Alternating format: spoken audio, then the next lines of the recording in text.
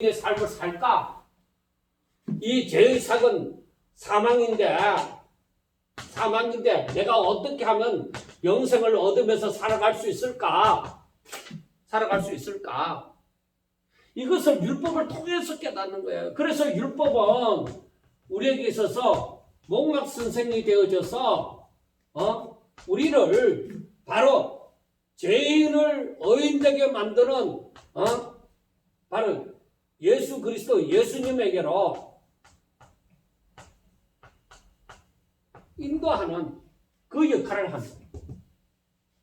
야, 내가 어떻게 하면 죄인이 의인이 되어져서 이 영생을 얻으며 살아갈 수 있을까? 그걸 깨닫게 하는 것이 바로 율법이다. 그래서 야, 예수님에게로 나가야 되구나. 예수님을 믿어야 되구나. 이걸 깨달으면은 정말 자신이 죄인인 줄 아는 게 이게 큰 은혜다. 그리고 이뿐만 아니라 죄인이 하나님의 말씀을 깨닫는 거, 듣고 깨닫는 거, 읽어가면서 깨닫는 거, 이거는 더 큰 은혜다. 가장 먼저는 내가 죄인이라는 것을 알고, 죄인이라는 것을 알고, 그리고 하나님을 알아야 되는 거야. 야, 내가 예수를 믿어야 되고, 그걸 알아야 돼. 그래서 우리가 사람들이 어떤 큰 죄를 범했으면 아니라 정말 하나님과 교제하면서 더욱더 자신의 죄됨을 알고 하나님, 내가 죄인입니다. 이렇게 고백할 수 있는 은혜가 임하고 그리고 하나님의 그 크심을 깨달아가는 것, 정말 이건 놀라운 은혜이죠. 자, 사망에서 생명으로 옮겨진다는 것, 어둠의 자녀가 빛의 자녀가 된다는 것, 이게 쉬운 일이냐? 쉽지도 않고 도저히 이루어지지 않는 것이지만은 하나님께서 그렇게 될 수 있는, 죄인이 의인이 될 수 있는 길을 열어두셨으니 바로 하나님의 독생자를 믿으라 하는 것입니다.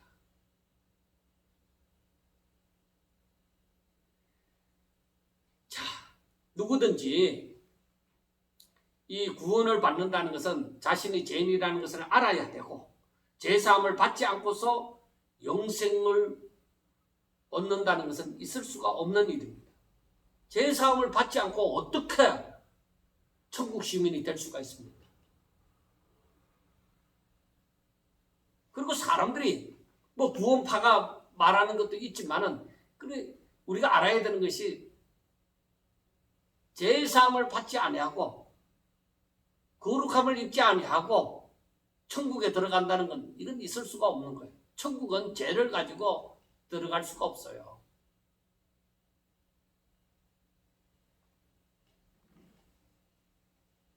그러면 우리가 내가 예수를 믿습니다 하면 되는 것이냐? 아니에요. 머리끝에서 발끝까지 온 마음 다해서 예수님이 누구신 줄 알아야 돼. 영생이 무엇이냐? 바로 유일하신 참 하나님과 그의 보내신 자 예수 그리스도를 아는 것이에요.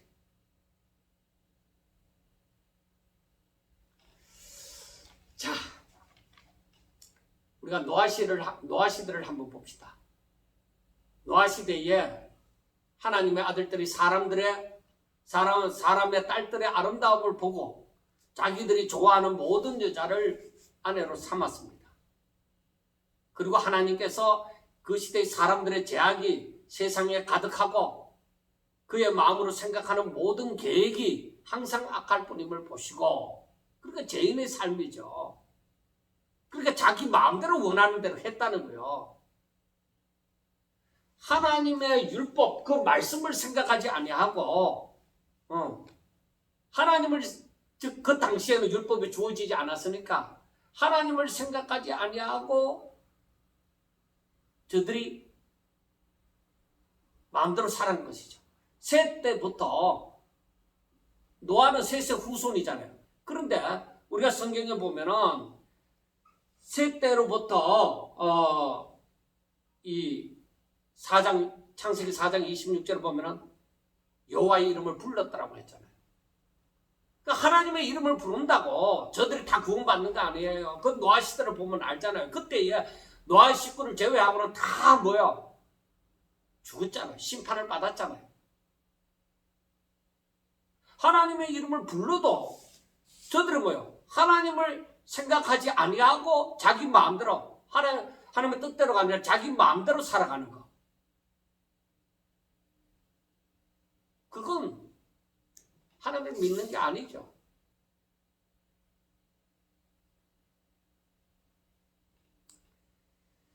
자, 바벨탑을 쌓은 그러면 노아 시대 때에 심판이 임하고 그 다음에 노아의 후손들 셈과 함께 야베스 후손들이 신할 땅 신할 평지에 거하면서 바벨탑을 쌓았습니다. 그러니까 이들은 무지개 언약도 알고 홍수 심판도 알잖아요. 그런데 이 사람들은 뭐라고 얘기해요?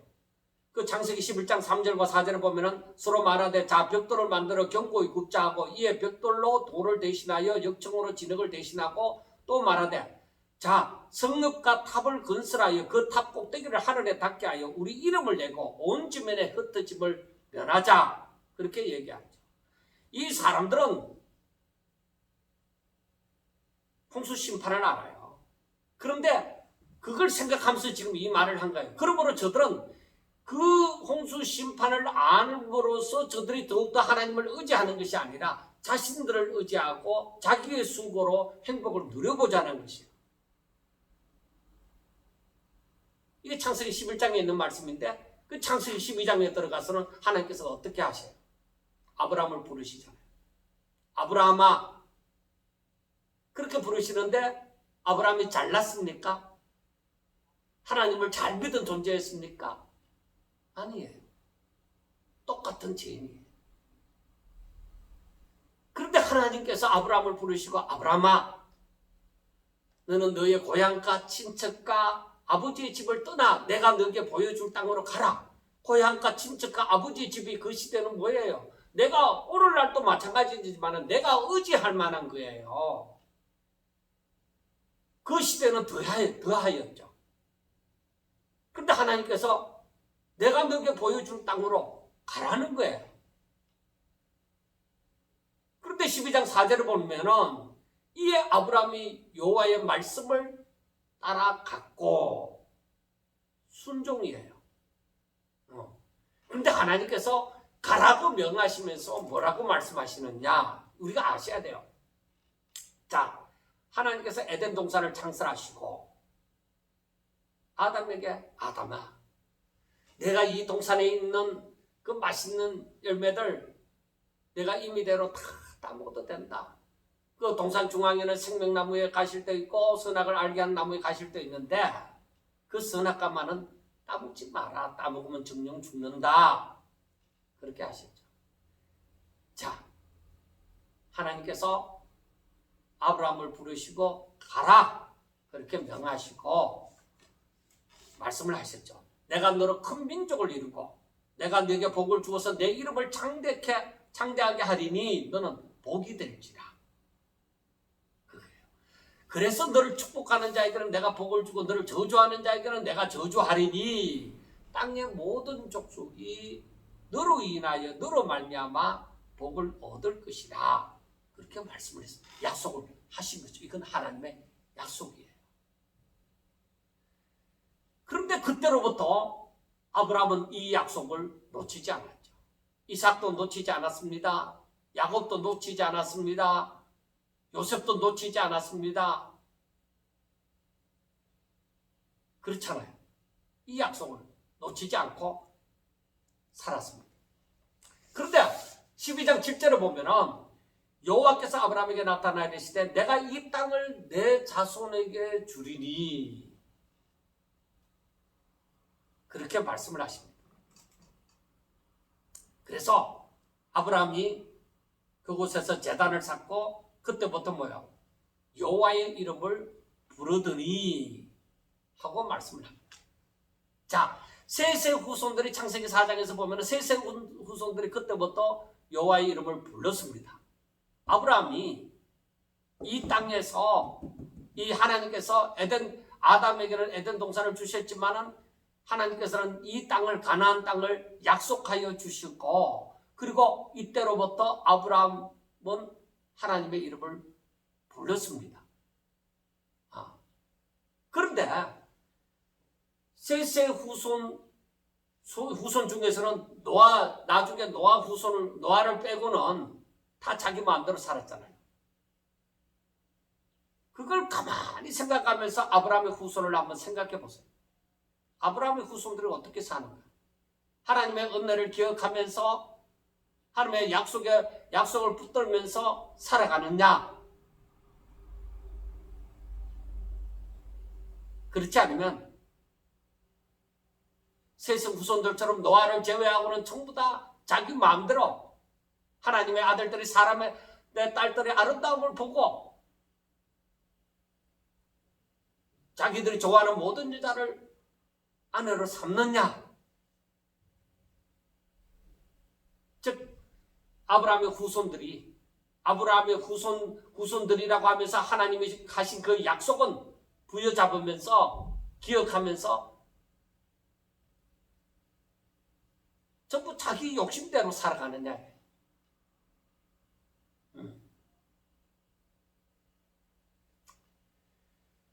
여러분 어떠하다고 봅니까? 아브라함의 후손들이 어떻게 되었어요?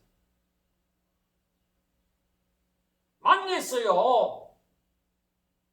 하나님이 주신 그 땅도 누리지 못하고 포로로 끌려갔어요. 하나님의 사람을 저들이 망할 때 하나님의 사람을 찾아볼 수가 없고 오히려 선지자들을 향해서 다시는 여호와의 이름으로 말하지 마라. 죽음을 면치 못할 것이다. 그렇게 얘기를 하는 사람들이 다 되어져 버렸어요.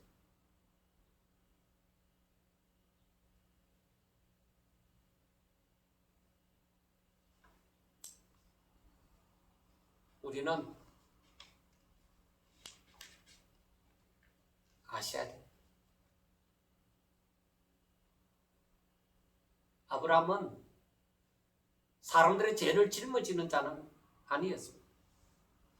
단지 아담의 후손으로서 죄인으로서 믿음을 가지고 살 때에 하나님의 약속이 저들에게 있다는 것을 보여준 자입니다.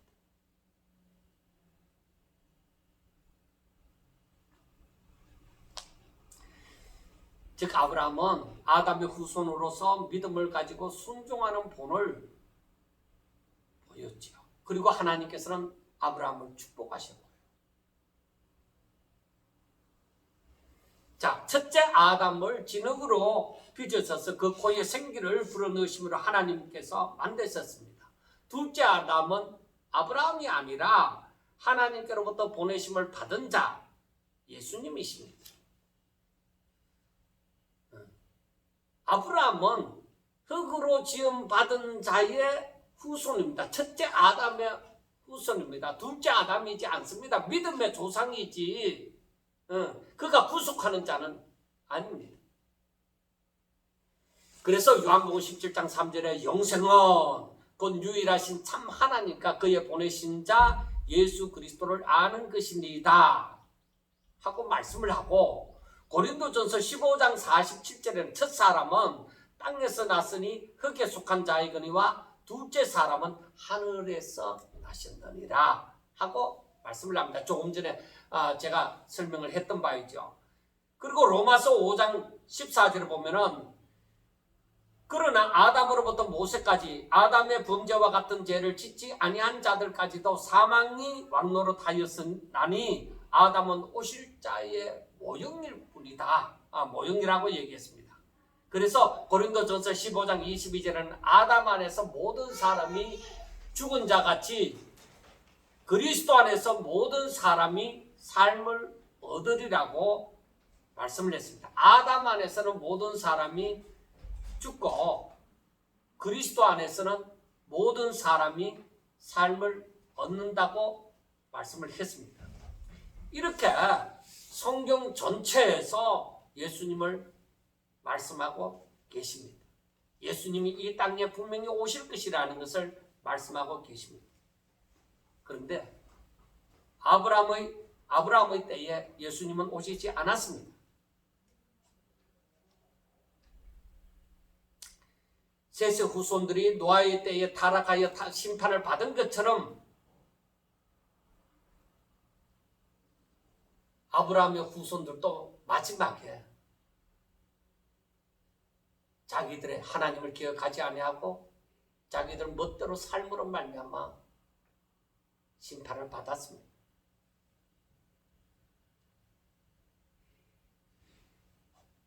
그런데 우리가 아브라함, 이삭, 야곱 이들은 믿음의 조상들입니다.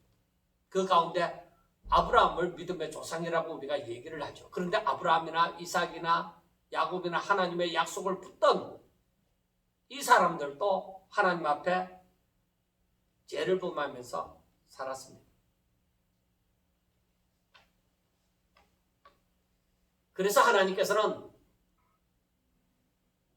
하나님의 약속을 믿음의 조상인 아브라함에게 하신 대로 그 일을 이루기 위해서, 그 약속을 이루기 위해서 모세를 불렀습니다. 그리고 모세로 말미암아 시내산에서 율법이라는 것을 주셨습니다. 그런데 이들에게는 하나님께서 아브라함에게 하신 약속을 붙들고 있죠. 잊을만 하면은 하나님께서 그 약속을 다시 생각나게 하셨습니다. 이들의 믿음이 대단한 것이 아니라 오직 하나님의 열심히 이 모든 일을 이끌어 가시는 것을 볼 수가 있습니다. 그런데 하나님께서는 모세를 통해서 율법을 주셨잖아요. 그런데 이 율법은 우리가 알아야 되는 것이 조금도 빈틈이 없는 하나님의 법입니다.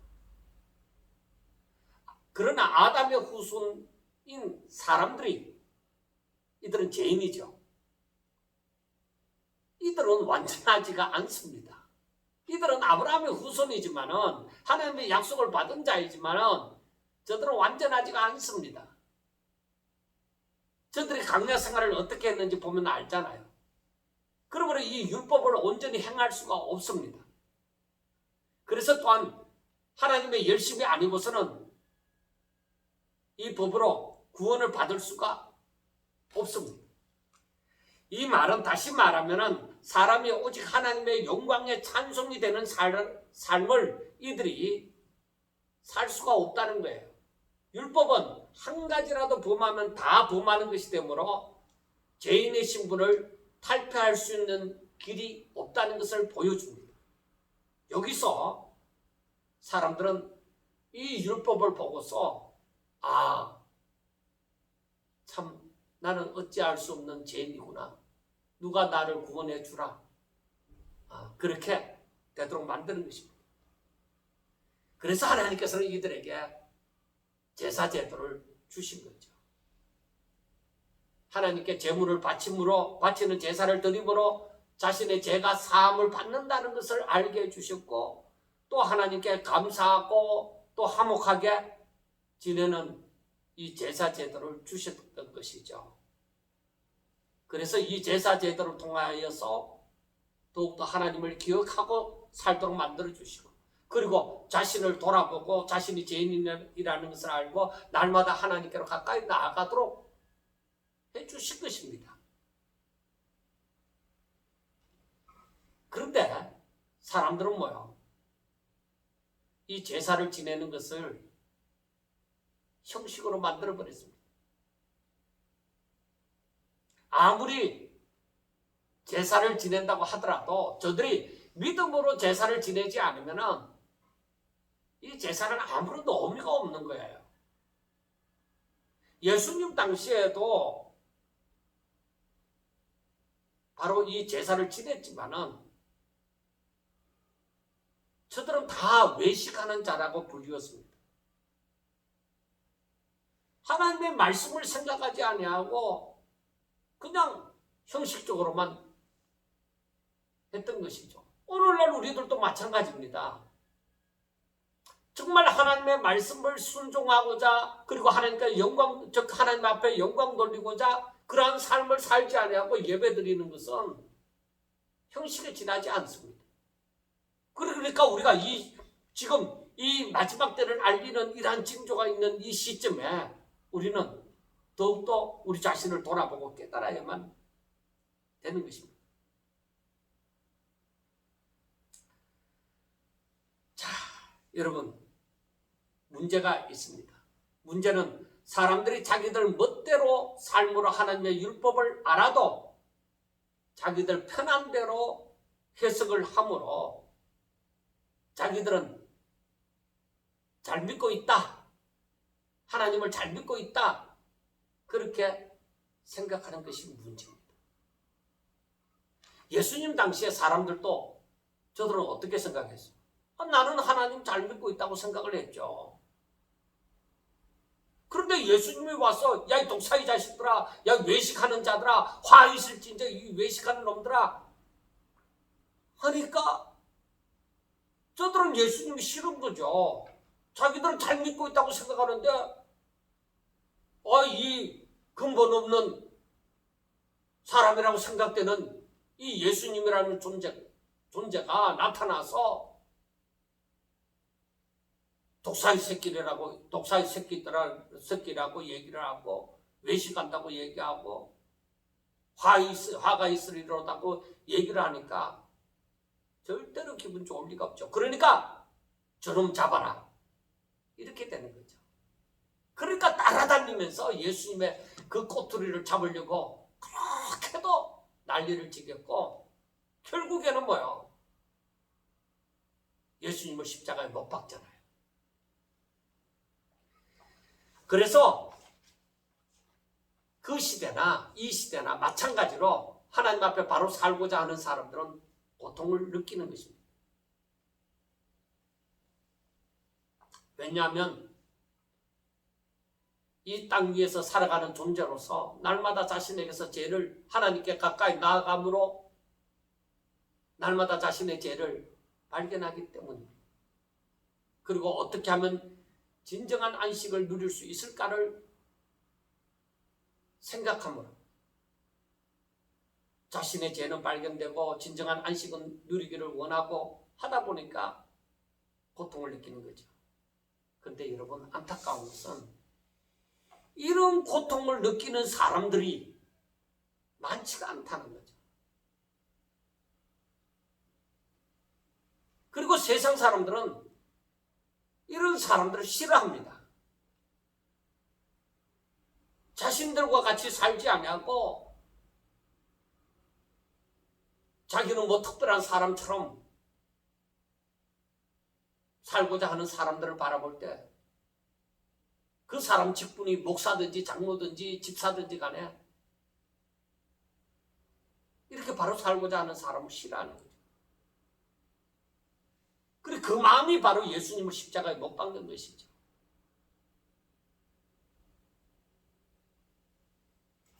하나님께서는 일이 이렇게 되는 것을 몰랐던 것이 아닙니다. 부패한 인간이 죄악 중에 출생하여 죄 가운데 사는 인간이 하나님의 율법으로 산다는 것은 있을 수가 없는 것이죠. 그렇지만은 그 율법대로 살고자 날마다 율법을 묵상하고 자신을 쳐서 복종케 하는 삶을 살며 그것도 자신의 죄를 발견함으로 날마다 하나님 앞에 나아가며 회개하고 하나님을 의지하는 일을 게을리하지 않는 삶을 사는 자를 발견하기가 결코 쉬운 일이 아닙니다. 그래서 오늘날도 진정 믿음을 가지고서 하나님의 뜻대로 살고자 하는 사람을 발견하기란 역시나 어렵습니다. 그래서 진리의 길은 좁고 협착하여 찾는 자들이 적다고 하는 것입니다. 사람들은 자기들 편한 대로 살고자 넓은 길을 찾는 것입니다. 이것은 하나님의 뜻대로 사는 것이 아니라 자기 뜻대로, 자기 편한 대로 사는 것입니다. 그 자체가 하나님에게서 벗어나는 것입니다. 이 모든 것이 인간의 연약함이요, 인간의 부패함이요, 온통 죄악 덩어리라는 것입니다. 결국 성경 어디를 보더라도 사람이 스스로 구원함에 이르는 길은 없다는 것을 지금 말하고 있는 것입니다. 자, 그러면 예수님께서 이 땅에 오신 목적, 하나님께로부터 보냄을 받은 예수님의 그 사명이 무엇이냐? 그건 우리들이 잘 알고 있는 대로 하나님의 원래의 계획 가운데 있었잖아요. 예수님을 이 땅에 보내시고자 하는 계획이 있었잖아요. 그 계획이 뭐예요? 그 목적이 뭐예요? 예수님을 이 땅에 보내시고자 하는 목적이 뭐예요? 죄인들의 죄를 짊어지시고 저들의 죄를 대신해서 죄값을 치르라는 것이죠. 그 죽음을 대속의 죽음이라고 얘기를 하잖아요. 다른 말로 하면은 예수님께서 우리를 구속하시려고 이 땅에 오신 거죠. 자, 우리가 거기까지 알면은 안 된다는 것을 제가 평상시에도 여러 번 말씀을 드립니다. 자, 예수님께서 이 땅에 오신 목적은 우리들이 잘 알고 있습니다.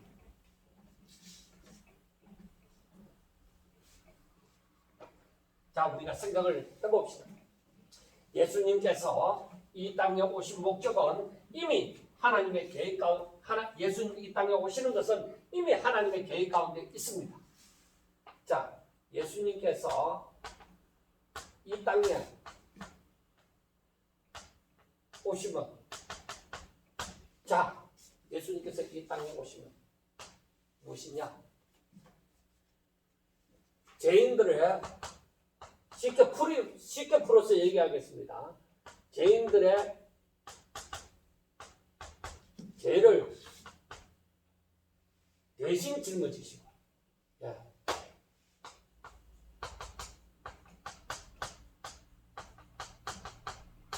지시고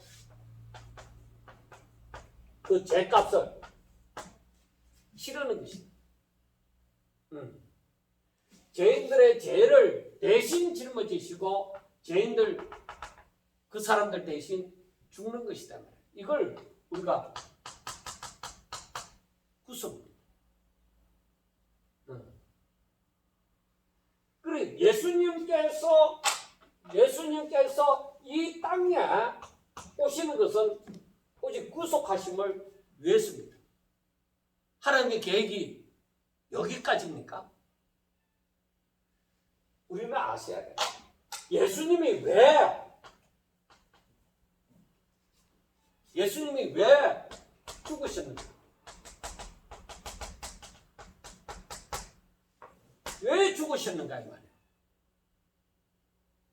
우리가 십자가만 알고 있으면 안 돼요. 제가 부활 때에도 부활을 얘기할 때도 하겠지만은 예수님이 왜 죽으셨는가 이 말이에요. 사람들은 일반적으로 우리 죄를 대속해서 우리를 구속하시기 위해서, 우리를 구원하시려고 죽으셨다고 얘기를 합니다. 그것은 우리가 하나님의 뜻을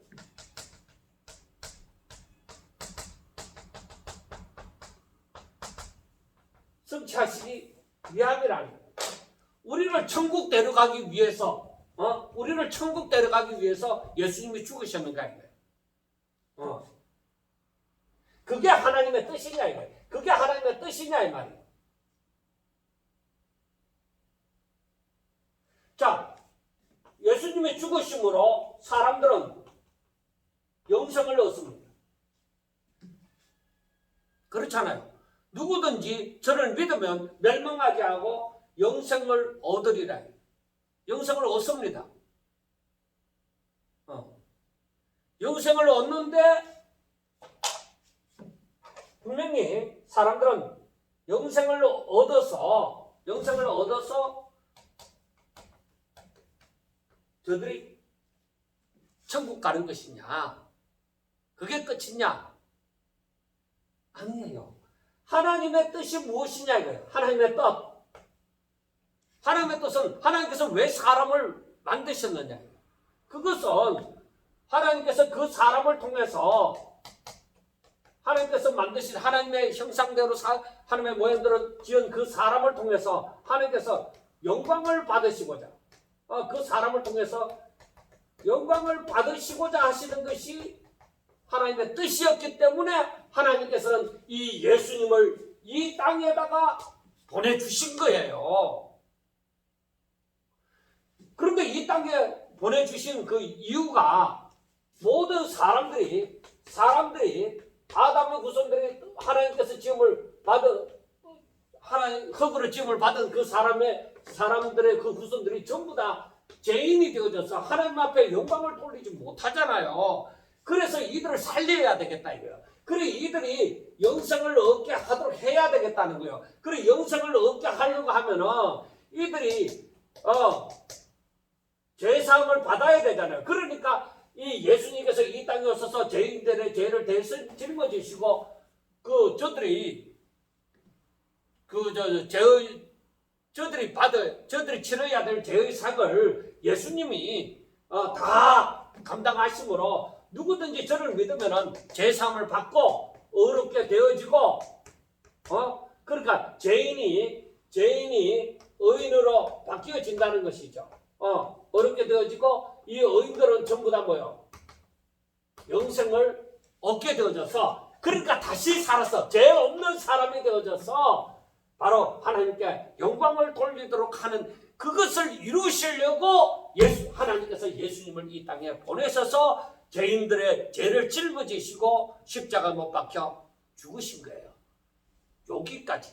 자, 우리가 이렇게 해서 하나님께서 자기의 뜻을 성취하십니다. 사람이 이렇게 우리가 정말로 구원받은 사람이라면 정말로 그 대속의 죽음이 나에게 임한 사람이라면 진정 영생을 얻은 사람이라면 천국 들어가는 것은 걱정할 일이 아니죠. 당연히 들어가는 거죠. 그런데 사람이 어떻게 해야 된다고요? 하나님께 영광 돌리는 삶을 살아야 돼요. 이 영광 돌리는 것은 우리가 창세기 2장에서도 있다시피 어떻게 해야 돼요? 하나님의 말씀을 순종해야 됩니다. 그 순종하는 것이 뭐예요? 하나님의 말씀을 순종하는 것이 뭐예요? 이 말씀을 순종해야 되는데 우리가 육신을 가지고 있잖아요. 내 자아가 있단 말이에요. 그러다 보니까 사람이 내 육신을 위해서 살면은 하나님께 영광 돌리지 못하는 거예요. 셋의 후손들이 노아 시대에 하나님의 이름을 부르지만은 저들이 뭐예요? 자기 마음대로 살았잖아요. 아브라함의 후손들이 어떻게 살았어요? 결국 자기 마음대로 자기들 눈에 보기에 좋은 대로 그렇게 살다 보니까 하나님의 말씀에 대해서는 듣지도 아니하고 보지도 아니하고 저들은 자기 마음대로 살므로 결국에 하나님이 주신 그 땅에서 포로로 잡혀가고 그것을 누려보지도 못하고 저들은 살잖아요. 그렇게 살았잖아요.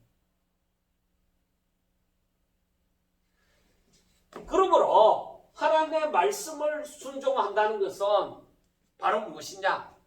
육신을 가지고 있기 때문에 먼저 자기를 부인하는 삶을 살아요. 내 뜻대로 살지 아니하고 내 자아대로 살지 아니하고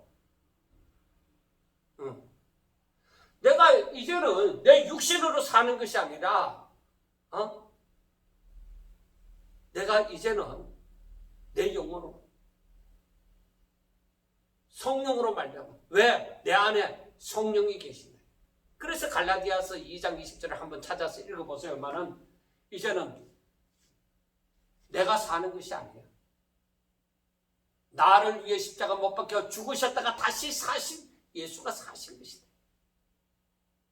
그래서 우리는 오직 예수 그리스도 안에서 내 자신을 발견하는 자가 되어야 해요. 그래서 자기를 부인하고 자기 십자가를 지는 거죠. 그리고 주를 위해서 자신을 드리는 그 삶을, 즉 거룩한 산 제물로 사는 자가 되셔야 돼요. 하나님의 뜻을 위해서 그렇게 살아야 된다. 그래서 우리가 일반적으로 아직까지 알아오던 것이 바로 그거잖아요. 사람들이 구원받는 거. 구원받아서 이제 천국 가는 거. 이게 안 되면은, 사람이 하나님 앞에 영광 돌리는 것이 안 되면은, 아무리 십자가 하고 십자가의 능력 하고 얘기할지라도 아무 소용없어요. 십자가에 대해서 제대로 알고 있는 것이 아니에요. 그 십자가, 예수님이 지신 십자가는 바로 나로 말미암아 내가 하나님의 말씀을 순종하는 삶을 살게 하기 위함이다 이 말이에요. 예수님이 왜 십자가에 못 박혀 죽으셨냐 이 말이에요. 날 단순하게 천국 가도록 하기 위해서? 아닙니다. 하나님의 뜻대로 사는 자라야 천국 들어가요. 그래, 하나님의 뜻이 무엇이냐 이거예요. 하나님의 말씀을 순종하는 삶, 하나님 앞에 영광 돌리는 삶, 그게 하나님의 뜻대로 사는 거예요. 우리가 아직까지 여기까지 생각하지 못하고 구원받는 여기까지, 구속받는 여기까지만 생각했다고 하면은 지금부터 다시 우리가 생각해 보셔야만 하는 것입니다.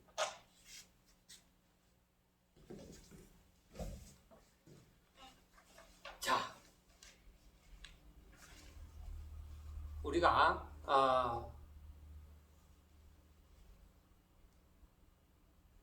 예수님께서 십자가에 못 박히시는 것은 세상은 그에게 신성모독죄다 그렇게 명했지만 예수님은 그 죄를 범한 적이 없습니다. 그건 사실이었습니다.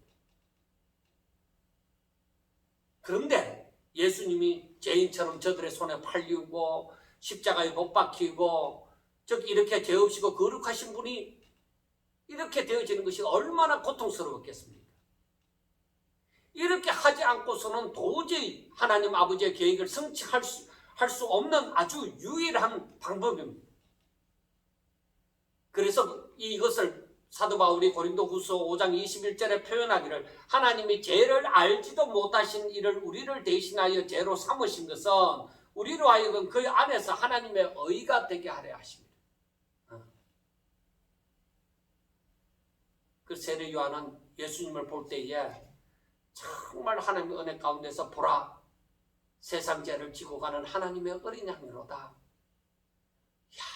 어떻게 세례 요한이 예수님을 볼 때에 그렇게 알았느냐는 거예요. 이게 참 놀라운 일이에요.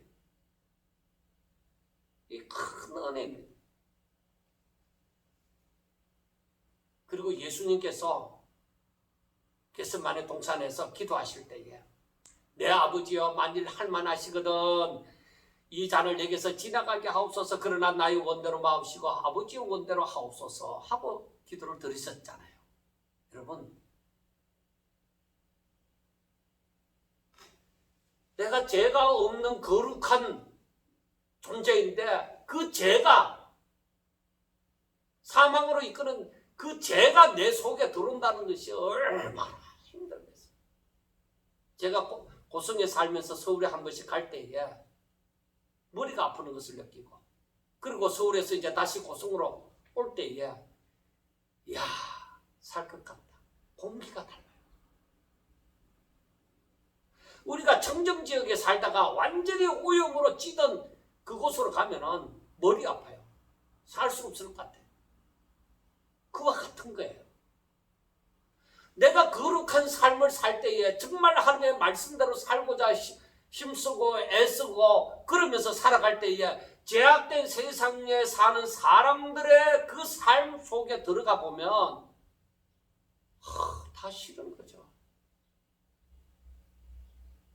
너무 맞지 않는다. 그 사람들도 나를 바라보고 너무 우리하고는 맞지 않아. 그렇게 얘기할는지 모르지만 나도 그 사람들 속에 들어갔을 때는 뭐야?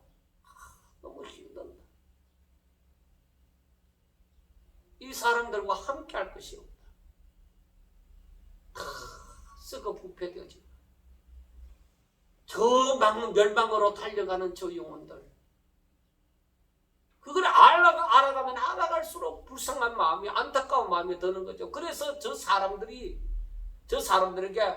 복음을 전합니다. 이러한 그 하나님의 계획을, 이 섭리를 제대로 깨달아 알면